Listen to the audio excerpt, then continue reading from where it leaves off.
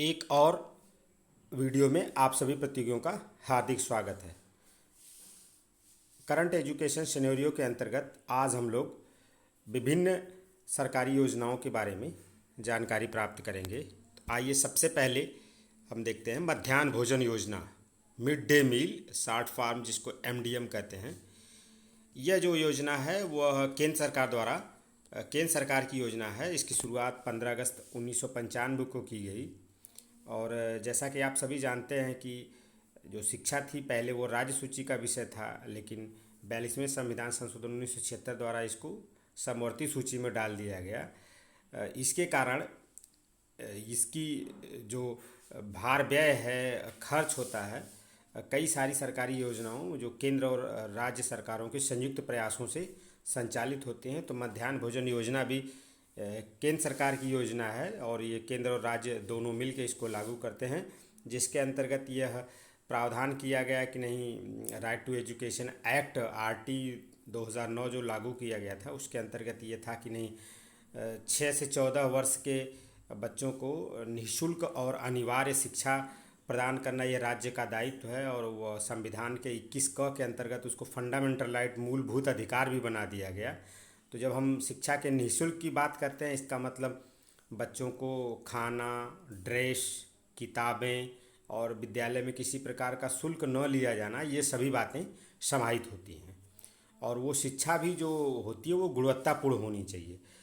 तो एमडीएम जो योजना है ये 1995 को शुरू की गई थी। ये केंद्र सरकार की योजना है जो राज्य सरकार के संयुक्त प्रयासों से चलती है। इसका जो उद्देश्य था वह 6 से 14 वर्ष के जो बच्चे हैं उनको पका पकाया पौष्टिक भोजन उपलब्ध कराना, और भोजन से या पौष्टिकता के साथ साथ छात्र संख्या का बढ़ाना भी इसका उद्देश्य था। क्योंकि आप सभी जानते हैं कि सरकारी स्कूलों में जो पढ़ने वाले बच्चे हैं वो सामाजिक आर्थिक रूप से निम्न पृष्ठभूमि के लोग होते हैं, तो उनके लिए भोजन भी एक समस्या होती है। तो निश्चित रूप से इस मध्याह्न भोजन योजना से, एमडीएम से बच्चों की छात्र संख्या बढ़ेगी। ड्रॉप आउट को कम करना, कि बच्चे बीच में जो स्कूलों को छोड़ देते हैं उस समस्या को भी दूर करना, और साथ ही जो विभिन्न जातियों धर्मों के बच्चे हैं वो एक साथ बैठ के जब आपस में खाना पीना खाएंगे तो उससे एक भाईचारे की भावना का विकास होगा। तो इन सारे उद्देश्यों को ध्यान में रखते हुए इस योजना की शुरुआत की गई थी। इसके अंतर्गत पूरे सप्ताह के लिए, सप्ताह भर के लिए, जैसे सोमवार से लेकर शनिवार तक एक साप्ताहिक मीनू होता है। उसके अनुसार बच्चों को अलग अलग दिनों विभिन्न कैलोरी से संबंधित भोजन प्रावधान किया जाता है। उस मीनू के अनुसार ही बच्चों को पका पकाया भोजन उपलब्ध कराया जाता है। एक और महत्वपूर्ण योजना ऑपरेशन ब्लैक बोर्ड योजना, या कई बार इसको बीओ शार्ट में लिखा रहता है, बीबीओ, ब्लैक बोर्ड योजना। ऑपरेशन ब्लैक बोर्ड इसका पूरा नाम है। और ये राष्ट्रीय शिक्षा नीति जो 1986 थी उसकी जो कार्य योजना बनाई गई थी उसमें ऑपरेशन ब्लैक बोर्ड अभियान चलाने की बात की गई थी। और उसी सिफारिश के आधार पर 1987 में, 87-88 में ऑपरेशन ब्लैक बोर्ड योजना की शुरुआत की गई, अर्थात इसे 1987 में शुरू किया गया।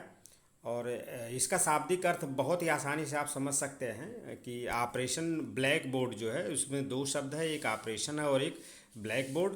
ऑपरेशन मतलब आप जानते हैं कि अक्सर सेना में इसका प्रयोग किया जाता है। जो मिलिट्री होती है वो कई तरह के ऑपरेशंस करती है सामरिक दृष्टिकोण को देखते हुए और भी कई पहलुओं पर। तो ऑपरेशन से जो सीधा सा तात्पर्य है कि युद्ध स्तर पर अभियान चलाकर, एक कैंपेन चलाकर किसी कार्य को निर्धारित समय में जितना जल्दी हो सके उसको उतना पूरा करना। तो ये ऑपरेशन का अर्थ हुआ। और ब्लैक बोर्ड का अर्थ सीधा सा है कि विद्यालय में जो आवश्यक उपकरण हैं, कि जैसे ब्लैक बोर्ड हो गया, टीचर हो गए, बेंच डेस्क हो गया, बच्चों को बैठने के लिए स्थान, पानी की पीने की व्यवस्था, शौचालय, मतलब जो मूलभूत सुविधाएं होती हैं उसका संबंध, एक शब्द उसका प्रतिनिधित्व करता है, वो ब्लैक बोर्ड है। तो इस तरह से आप कह सकते हैं कि ऑपरेशन ब्लैक बोर्ड जो योजना है एक बड़े पैमाने पर युद्ध स्तर पर एक निश्चित निर्धारित समय में तमाम वो जो बुनियादी ज़रूरतें होती हैं स्कूलों को, उनको उपलब्ध कराना और उनको पूरा करना, यही इसका मुख्य उद्देश्य था।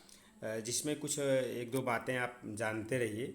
इसमें था कि नहीं, विद्यालय में एक बरामदा सहित, मतलब एक बरामदा हो और कम से कम 2 कमरे और 2 शिक्षक हो। फिर बाद में इसको संशोधित करके 3 कमरे और 3 शिक्षक की बात की गई कि नहीं, हर स्कूल में कम से कम 3 कमरे और 3 शिक्षक हो। साथ ही साथ जो विद्यालय का कक्षा कक्ष हो, विद्यालय का जो वातावरण हो, वह बच्चों के लिए रोचक हो और आकर्षक हो।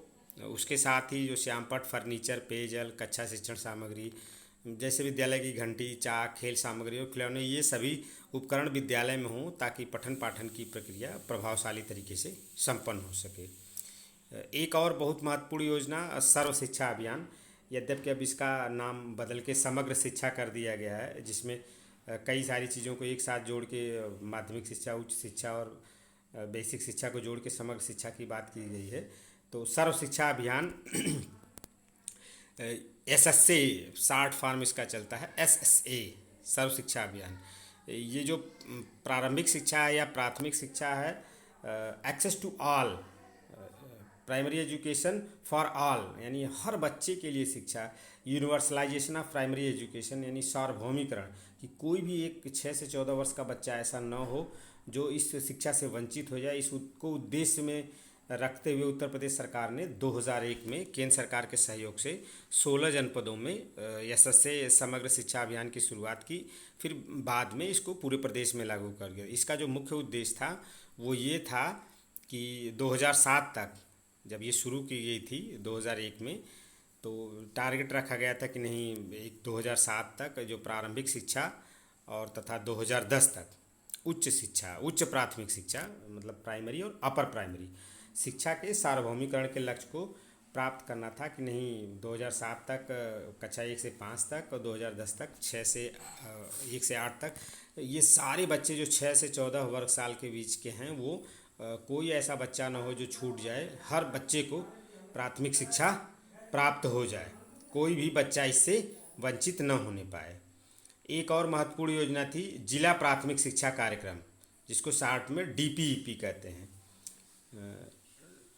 जिला प्राथमिक शिक्षा कार्यक्रम, डिस्ट्रिक्ट प्राइमरी एजुकेशन प्रोग्राम, जो संशोधित राष्ट्रीय शिक्षा नीति 1992 था, उसके सुझाव और सिफारिश के अनुकरण में ही DPEP की शुरुआत 1994 में की गई थी। कि नहीं, जिला प्राथमिक शिक्षा कार्यक्रम 1994 में शुरू की गई थी और ये विश्व बैंक के सहयोग से संचालित एक कार्यक्रम था, जिसमें विश्व बैंक फंडिंग करता था।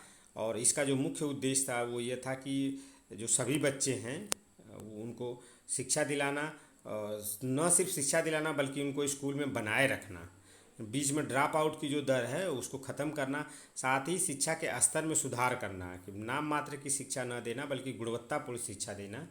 और उसके साथ समाज के जो विभिन्न वर्ग हैं जिनमें आर्थिक और सामाजिक आधार पर जो तमाम प्रकार की असमानताएं पाई जाती हैं, सही तरीके से इस शिक्षा व्यवस्था को लागू करके उन असमानताओं को भी कम करना।